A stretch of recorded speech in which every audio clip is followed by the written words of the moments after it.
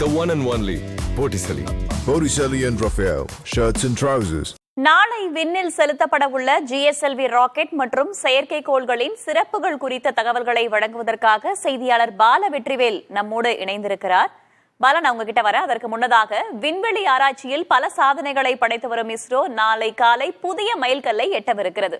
ஸ்ரீஹரிகோட்டாவிலிருந்து 100வது ராக்கெட்டை ஏவி வரலாறு படைக்க உள்ளது. அது தொடர்பான தொகுப்பை முதலில் நாம் பார்த்து விடலாம்.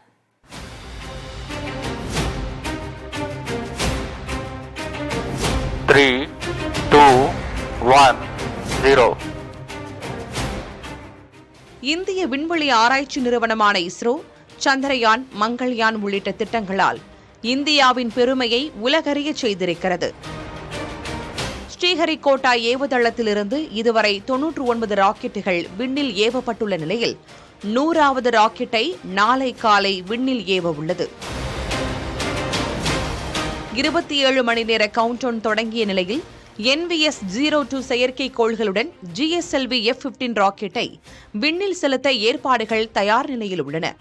புவிநில வரைபட வடிவமைப்பு மற்றும் நிகழ்நேர இடைத்தரவுகளை பெறுவதற்காக இஸ்ரோ NVS செயற்கைக்கோள்களை ஏவி வருவது குறிப்பிடத்தக்கது.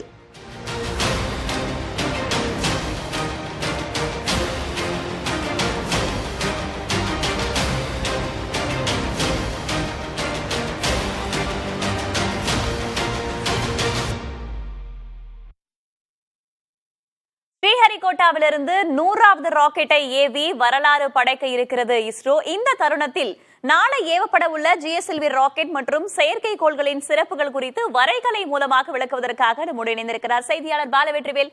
பாலவெற்றிவேல், இனி நீங்கள் தொடரலாம். நன்றி வேதவள்ளி.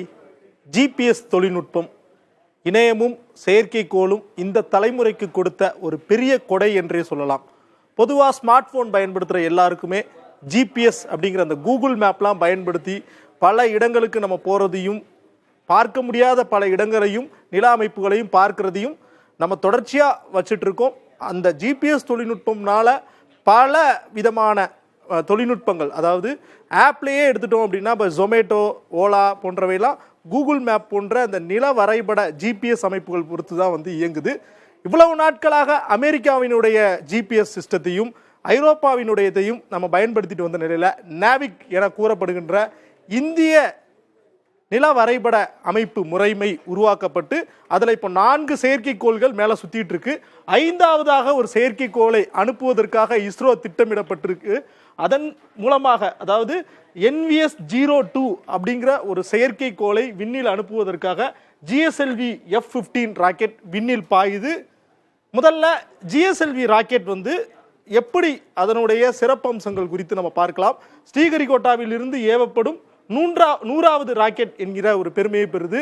இஸ்ரோ 1979ஆம் வருடம் ரோகிணி செயற்கைக்கோளை அனுப்புவதற்காக SSLV ராக்கெட்டை முதல் முறையாக லான்ச் பண்ணாங்க 79ல்.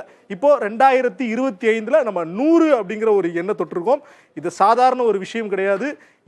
இந்தியா போன்ற ஒரு சமூக மாற்றங்களுக்கு உட்பட்ட ஒரு நாடுல இது போன்ற ஒரு அறிவியல் தொழில்நுட்பம் ஒரு 40-50 வருடங்களுக்குள்ள 100ஆக தொட்டிருப்பது பெரிய விஷயமா பார்க்கப்படுது. இந்தியாவின் 17வது GSLV ராக்கெட்டாகவும் இது திகழுது. இந்த ராக்கெட்டினுடைய உயரம் 50.9 மீட்டர் உயரம் இருக்குது. ராக்கெட்டினுடைய மொத்த எடை 420 டன் அப்படிங்கிற ஒரு வெயிட் இருக்குது. PSLV ராக்கெட்டோட GSLV ராக்கெட் அதிக எடை கொண்ட செயற்கைக்கோளை கொண்டு போகும். இந்த செயற்கைக்கோள் NVS செயற்கைக்கோளினுடைய எடை 2250 கிலோ எடை கொண்டிருக்குது. மேலும் அடுத்து இந்த ராக்கெட்ல இருக்கக்கூடிய அந்த 3 நிலைகளை நம்ம பார்த்துட்டு இருக்கோம். கீழே உள்ள நிலை திடநிலை, திட எரிபொருட்கள் மூலமாக இயங்கும். அடுத்ததாக திரவ எரிபொருட்கள் மூலமாக இயங்கும். இந்த முனைப்பகுதியில் தான் கிரையோஜெனிக் நிலை அப்படிங்கிறாங்க. அங்கே தான் NVS சேட்டலைட் இருக்கும். மேலே போய் 320 கிலோமீட்டர் உயரத்தில் நிலை நிறுத்த போகுது. இப்போ நம்ம ராக்கெட்டினுடைய செயல்பாடுகள், அதனுடைய சிறப்பம்சங்கள் பற்றிலாம் பார்த்துட்டோம். அடுத்ததாக NVS செயற்கைக்கோளை பற்றி பார்க்க போகிறோம். நம்ம முன்னாடியே சொன்ன மாதிரி நாவிக் அப்படிங்கிற ஒரு அமைப்பு தான் இந்தியாவின் வலையமைப்பு நேவிகேஷன் முறைமைன்னு சொல்கிறாங்க. ஏற்கனவே 4 சேட்டலைட் மேலே சுற்றிட்டு இருக்கு. NVS-1 முதற்கொண்டு 4 சுற்றும்போது இப்போ NVS-2 இதையும் சேரும்போது 5வது சேட்டலைட் ஆகுது. GPS சிஸ்டத்தை பொறுத்தவரையும் துல்லியமான இடம், பொசிஷன், வெலாசிட்டி, டைம் அப்படிம்பாங்க, PVT, இந்த 3ஐயும் அளிக்கக்கூடியதாக இருக்க வேண்டும். அதுதான் ஒரு முக்கியமான ஒரு கிரைட்டீரியா. இந்தியா மட்டுமல்லாது அருகில் உள்ள 1500 கிலோமீட்டர் அளவிற்கு அந்த ஜிபிஎஸ் சிஸ்டம் செயல்படும்னு சொல்றாங்க. பாகிஸ்தான்ல இருந்து பயன்படுத்த முடியும், பங்களாதேஷும் பயன்படுத்த முடியும், ஸ்ரீலங்காவும் பயன்படுத்த முடியும், தெற்காசிய நாடுகளும் பயன்படுத்த முடியும்.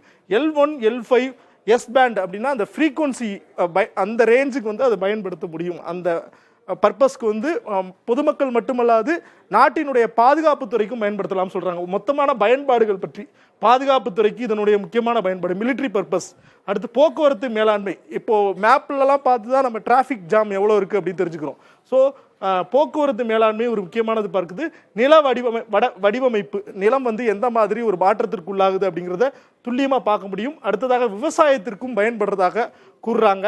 துரித நிவாரண சேவைகள், வயநாட்டில் ஏற்பட்ட நிலச்சரிவு மாதிரியோ திருவண்ணாமலை மாவட்டத்தில் ஏற்பட்ட அதீத மழை போன்ற நேரங்கள்லையோ இந்த ஜிபிஎஸ் சிஸ்டம் பயன்படுத்த முடியும் அப்படின்னு சொல்கிறாங்க. ஜியோஸ்டேட்டிக் சர்வே பண்ணுறதுக்காகவும் இது வந்து பயன்படுத்தப்படுது. மொத்தமாக சொல்ல போனால் 100வது சேட்டலைட், அதாவது 100வது ராக்கெட் மூலமாக அனுப்ப போகிற அந்த என்விஎஸ் சேட்டலைட் அப்படிங்கிறது இந்தியாவினுடைய நில வரைபட அமைப்பை மேம்படுத்தும் வகையில் இருக்கும்னு விஞ்ஞானிகள் நம்புகிறாங்க. இஸ்ரோவினுடைய தலைவராக நாராயணன் பொறுப்பேற்ற பின்னர் அனுப்பப்படும் முதல் லான்ச் அப்படிங்கிறதுனால வந்து மேலும் எதிர்பார்ப்பு அதிகரித்துள்ளது. இஸ்ரோ தன்னுடைய 100வது ராக்கெட்டை செலுத்த இருக்கிறது. இந்த மாதிரியான வரலாற்று சிறப்புமிக்க இன்னும் பல தருணங்களை இஸ்ரோ உருவாக்கும் அப்படின்ற நம்பிக்கையோடு விரிவான தகவல்களை தந்தமைக்கு நன்றி பாலவெற்றிவேல். பார்ட்டி வேர்னாலும் ஐ ப்ரிஃபர் போட்டிசலி. எங்க இருந்தாலும் நம்ம ஸ்டாரா தெரியணும் இல்லையா? வெரைட்டியான கலர்ஸ், நியூ டிசைன்ஸ், அதுக்கு மேல star look. The one and only Botticelli. Botticelli and Raphael, shirts and trousers.